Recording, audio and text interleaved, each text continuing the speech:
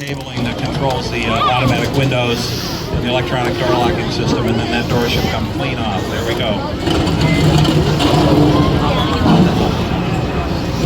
Now, we're going to roll the roof back. Hopefully all the cuts are good.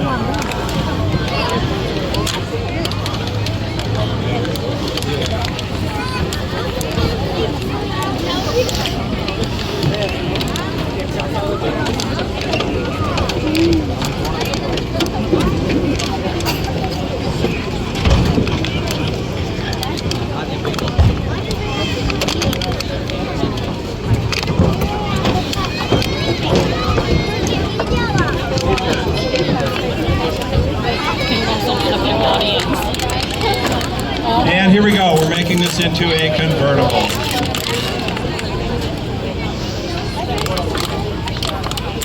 Man, this kind of feels bad.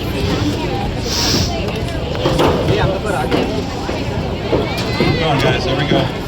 Walk it back, walk it back. Watch that thing drop.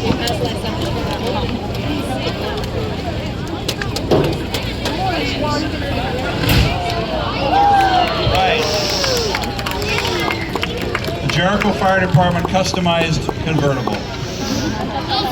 Now EMS team has to come together and we have to get this patient out of the vehicle. We will in a very coordinated manner move them onto the cot using things that we have at our disposal.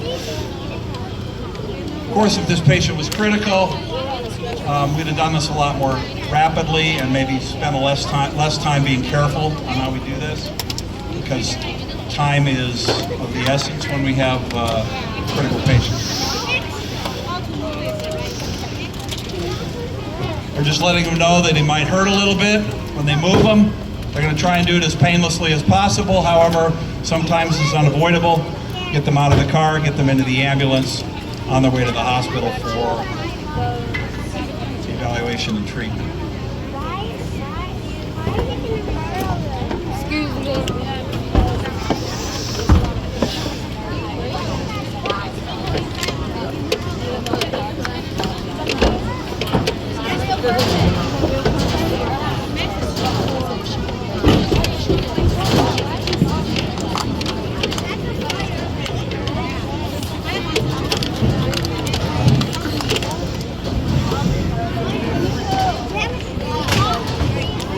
How about that, huh? Here we go. Let's give them a big round of applause. The patient is on his way to the ambulance. You guys are just doing some on-scene training once we get a car, because we don't get a lot of these opportunities to do this. We're going to practice a little bit more on removing the rest of the doors on the car, just to make sure. Let's give our volunteer who sat inside the car a great big round of applause to him.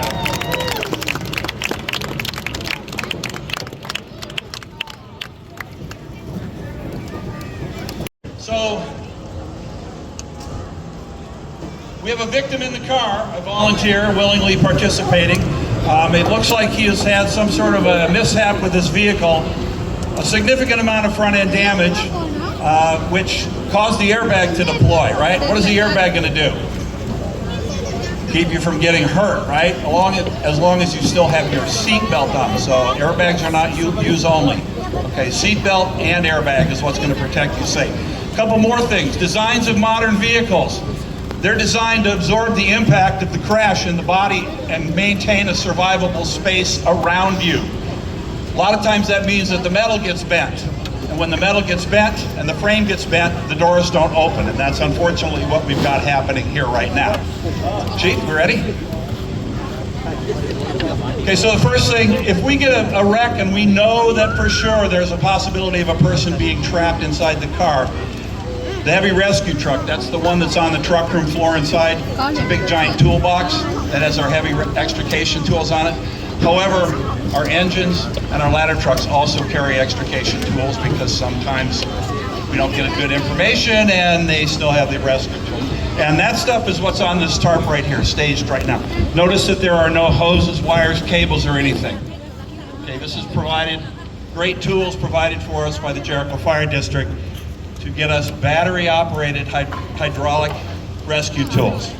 So the first thing they want to do is stabilize the vehicle, because you could be hurt inside, and us doing the things that we do, we move you around. We want to make sure that the car is as stable as possible. Sometimes it means putting wood blocks underneath the frame. Sometimes it means letting the airs out of the tires. If your car is not in its normal shiny side up position, and maybe it's in a shiny side to the side or shiny side down, we are going to brace it in a way that it doesn't move around anymore to potentially cause more injury to you and to make it safer for us to operate. So right now the first thing that we're doing is trying to get the door open on the driver's side, because that's where the patient is. Separately, members of our EMS company who have now responded to scene are going to make patient contact by going inside the car and saying, "Hey, you okay? We're going to do some stuff to get you out of the car," and then they are going to manually stabilize the victim's head and neck. They're going to put their hands on their head and neck and say, "Don't move." If you answer questions, say yes or no. And then they're going to let the rescue team that's working with the tools hurry up, take your time, depending on what they have on the patient. So right now we're sort of, you heard the boom? That was when the big heavy latch just let go on that door. And now can we get the patient out? Not yet. Okay, the first tool that they use, that is a spreader. Okay, big powerful hydraulic tool that basically moves apart, spreads the metal. And now what they're working on is a cutter. Again, listen to the noises. And separately, on the other side, we're going to make access to the windshield. We're going to cut the windshield.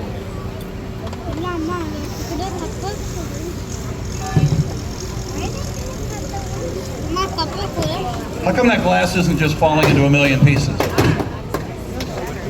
Somebody know? It's called laminated safety glass. It's designed to stay intact. It might break, but it's not going to fall apart. That protects you in a crash. The glass on the side of the car, a lot of times, is made out of tempered glass. And if that were to break, it breaks into little tiny crumbles. So as we can see on the ground here, we're trying to keep our parking lot a little clean, so we're not going to break that glass if we don't have to. But meanwhile, we've got the patient care going on inside. How's our patient inside? Thumbs up, thank you. Chief Richardson there is the incident commander. He's overseeing this whole operation. Our extrication team is working on now removing that door. And we're making a convertible out of this car to give us clear access to getting the patient out.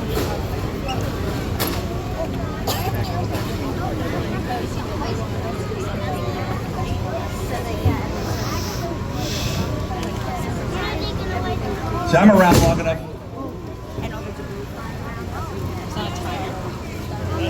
You just deploy an airbag there? Peel and peek, brothers. Peel and peek. Make it safe for Lance. Probably have to change his shorts.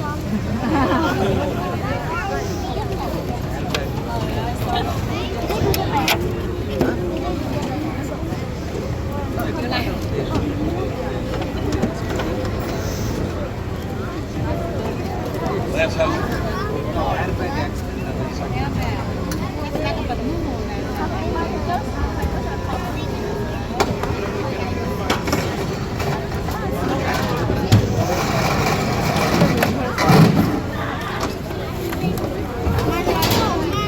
I'm just checking.